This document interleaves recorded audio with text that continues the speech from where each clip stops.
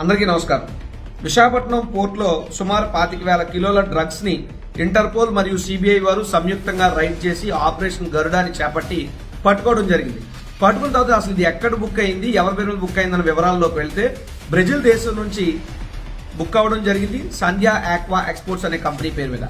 ఈ సంధ్యా aqua exports company ఎవరిది, CEO ఎవరు, ఎండి ఎవరు అంటే కోనం కోటయ్య చౌదరి మరియు వీరభద్రరావు.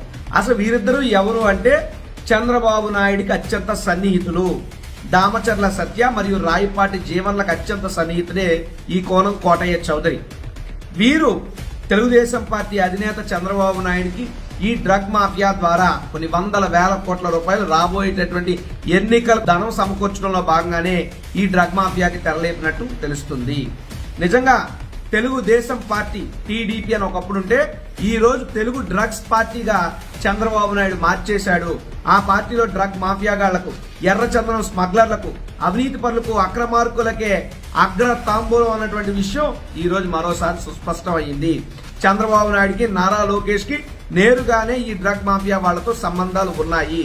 మేము ఒకటే డిమాండ్ చేస్తున్నాం, చంద్రబాబు నాయుడికి చిత్తశుద్ధి ఉన్నా, నారా లోకేష్ కి చిత్తశుద్ధి ఉన్నా వారి మీద ఈ డ్రగ్ కేసుకు సంబంధించి వారిద్దరి మీద కూడా సిబిఐ ఎంక్వైరీకి కాల్ఫర్ చేసుకుని వాళ్ళ యొక్క చిత్తశుద్ధిని నిరూపించుకోవాలని చెప్పి డిమాండ్ చేస్తున్నాం. దాంతో పాటు బీజేపీ రాష్ట్ర అధ్యక్షురాలుగా ఉన్నటువంటి పురంధరేశ్వరి గారి కుటుంబీకులతో ఈ వీరభద్రరావు అనే వ్యక్తికి వ్యాపార సంబంధాలు ఉన్నాయన్నటువంటి విషయం కూడా సుస్పష్టంగా అర్థమవుతుంది.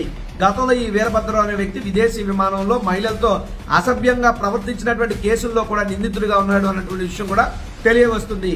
ఈ డ్రగ్ మాఫియాలన్నిటికీ కూడా ఒక కింగ్, ఒక బాస్ ఎవరైనా ఉన్నారంటే అది నారా చంద్రబాబు నాయుడు. అయితే ఇక్కడ దొంగతనం చేసిన వాడే పారిపోతూ దొంగ దొంగ అని అరిచినట్టుగా నిజమైనటువంటి డ్రగ్ మాఫియా కింగ్ అయిన చంద్రబాబు నాయుడు జగన్మోహన్ రెడ్డి గారి ప్రభుత్వంలో డ్రగ్స్ పెరిగిపోతున్నాయి అన్నటువంటి మాట మాట్లాడటం ఎంతో హాస్యాస్పదం. ఇక్కడ మీరందరూ గమనించాలి, విశాఖపట్నం అంటే డ్రగ్ క్యాపిటల్ అని చెప్పి మాట్లాడుతున్నారు దిక్కుమాలలో. విశాఖపట్నంలో పోర్టు ఉంది కాబట్టి పోర్టుకి రవాణా ద్వారా వచ్చినాయి. గుజరాత్ కో పోర్టు ఉంది, ముంబైకో పోర్టు ఉంది. ప్రతి పోర్టులో కూడా ఇలా పట్టుబడుతూనే ఉన్నాయి. నెంబర్ 1. నెంబర్ 2, ఈ పోర్టు అనేటువంటిది పూర్తి అడ్మినిస్ట్రేషన్ అనేటువంటిది పోర్టు పరిధిలో సెంట్రల్ గవర్నమెంట్ చేతుల్లో ఉంటుంది తప్ప స్టేట్ గవర్నమెంట్ చేతుల్లో ఎక్కడ ఉండదు. తర్వాత ఇంకా చూస్తే పచ్చ మీడియాలో చెత్తరాతలు ఏం రాశారు, ఈ యొక్క పట్టుకునే సమయంలో అధికారుల్ని రాష్ట్ర ప్రభుత్వం ఇన్ఫ్లుయెన్స్ చేసిందట. ఎలా చేస్తుందండి?